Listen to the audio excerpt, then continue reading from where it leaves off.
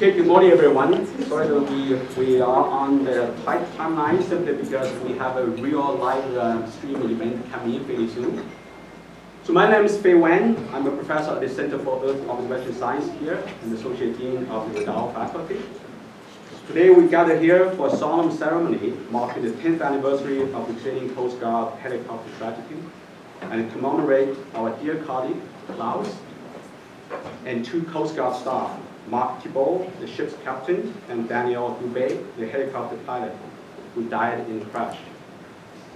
Before I start, I would like to recognize Klaus' family who are attending the ceremony today. Klaus' son Carl, and his wife Marcy, with the children Elizabeth and Stella. There they are.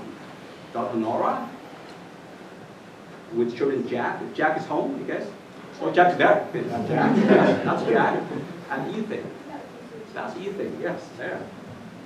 And I was told husband Brock was unable to attend. And then Dr. Kirsten and husband Rob. And I believe Kirsten is an alumnus of our faculty, so welcome back.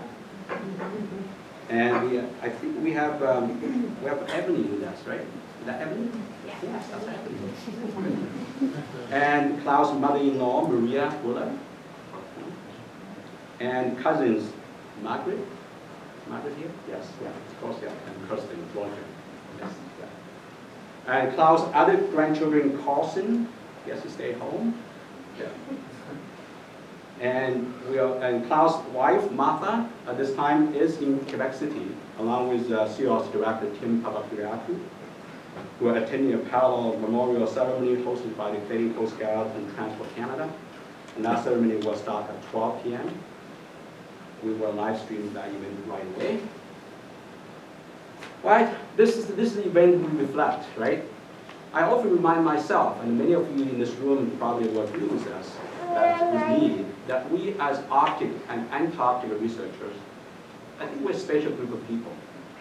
We do what we do not just because we believe in what we do, not just because we see the need for doing what we do, but also because we love what we do.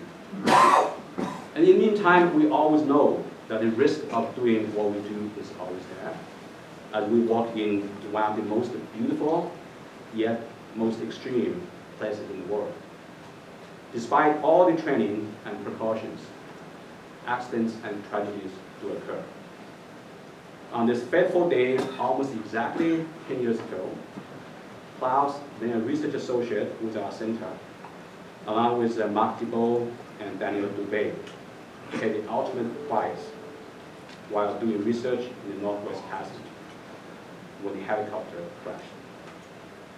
As many of us know from this audience know, Klaus was a talented scientist and a close friend and a colleague to many of us here at the University of Manitoba, across the country and internationally. His passing has left a huge void, still felt a decade after the tragedy. But we all know Klaus has never really left us.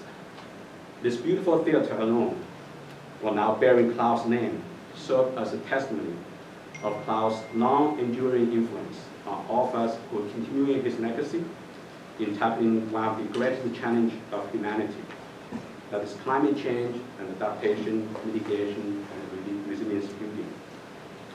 I'm sure Klaus right now is smiling, proud of his beautiful family and what they have managed to accomplish, and also proud of us as colleagues of the job we're doing. So I think that's a bit of a comfort. Every time for us, especially for us, every day we walk through this building, we walk through, we pass, we walk into this theater, and it means a lot to us. So I'll now turn the podium. I don't know whether it's time, and if we have time, maybe we'll just turn the podium to Dave Babb, who had the privilege to work very closely with Klaus, so to reflect on the type of a person Klaus was. Okay? Hi everyone. Yeah, solemn day. Lots of thoughts of Klaus over the last few weeks leading up to this. So for those recording in progress. My name is David Babb. I was fortunate to work with Klaus for several years, working on sea ice in the Beaufort Sea during the early years of my master's. Klaus was a great mentor. He was a very passionate scientist, and most importantly, he was someone who was really, really fun to work with. Spent a lot of time in the field with Klaus and had a lot of dinners and late evenings on ships and in remote research centers, talking about things other than science. So at an early stage of my career, Klaus taught me to love science and chase different ideas. I remember walking into his office one day in the back corner with Greg, and he had just come up with a big result for Hudson Bay. He had figured out how, with surface temperature anomalies and sea ice concentration anomalies, he could provide some seasonal prediction of sea ice conditions in Hudson Bay, and I always remember just how thrilled he was about that. Beyond me, his support and mentorship extended to many other students and staff at CEOS who he helped in a variety of ways. I was chatting with Greg this morning and we were saying that Klaus wasn't just a sea ice scientist or a remote sensor, he was involved in everything. I'm pretty sure he touched every student who was here during those years. So I think back to Carrie and Randy, who went to Antarctica with Klaus. I think to Dustin and Jack, who we worked on remote sensing of snow-covered sea ice with. I think of Andrea and Jeff, who we worked on optics with. And of course Greg, his good friend, office mate, and colleague, who together they provided a lot of the initial research that led to the BASIS program in Hudson Bay. One of the joys that I love about fieldwork is you get to spend time with people in the field, again, talking about things other than science. I was fortunate to spend time on the Amundsen with Klaus, but I really think back fondly to 2 weeks that we spent in the small community of Sax Harbor up on Banks Island in winter 2012. We spent long days working out on the ice, trying to understand the risk that the sea ice posed to any potential offshore development in the area. Klaus was a very hard worker and great at troubleshooting when things inevitably went wrong. I remember him saying his classic line of, "Oh shoot," a lot during that trip out on the ice. But he was also a handyman, and he always found a way to fix things or adjust the plans. One thing about Klaus was that no matter how cold it got, how long we worked that day, or how many meters of ice we had drilled through, Klaus was always happy to sit around the kitchen table in the evening and talk about things other than science.